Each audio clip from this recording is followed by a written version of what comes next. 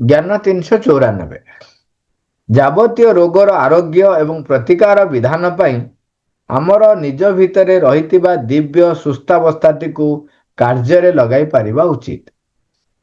ମାତ୍ର ତା ପରିବର୍ତ୍ତରେ ଗାଲେନ, ହିପୋକ୍ରାଟିସ୍ ଏବଂ ସେମାନଙ୍କର ସ୍ୱଜ୍ଞାତିମାନେ ଆମର ଶରୀର ସ୍ତରୀୟ ଦିବ୍ୟ ସମାଚାର ରୂପେ ନାନା ଔଷଧର ଏକ ଅସ୍ତ୍ରାଗାର ଏବଂ ଲାଟିନ ଭାଷାର ଏକ ବର୍ବର ଛଳଶାସ୍ତ୍ର ପ୍ରଦାନ କରିଛନ୍ତି। ଆମର ଫାଦର ଅଫ ମେଡିସିନ ବୋଲି ହିପୋକ୍ରେଟିସ୍ କୁହାଯାଏ।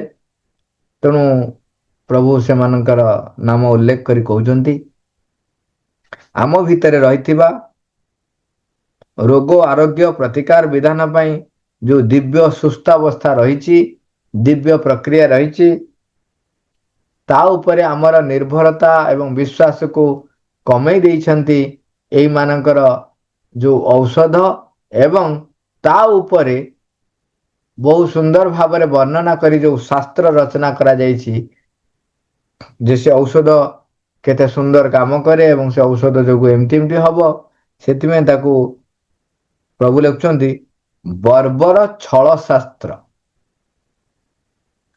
ଆମର ଯେଉଁ ଆୟୁର୍ବେଦିକ ସିଷ୍ଟମ ବି ଥିଲା ଏବଂ ତା ସହିତ ଆମର ଯେଉଁ ଦେଶୀୟ ଚିକିତ୍ସା ପଦ୍ଧତି ଆୟୁର୍ବେଦୀୟ ପଦ୍ଧତି ସହିତ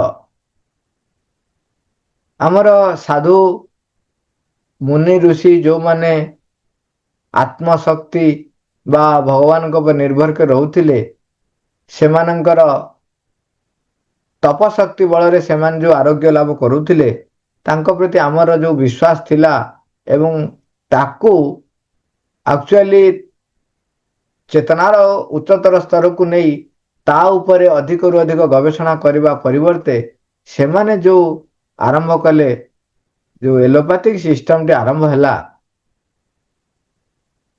ତାହା କ'ଣ କଲା ନା ଆମର ଏଇ ଯେଉଁ ସ୍ୱାଭାବିକ ନିର୍ଭରତାକୁ ପୁରା ମାରିଦେଲା,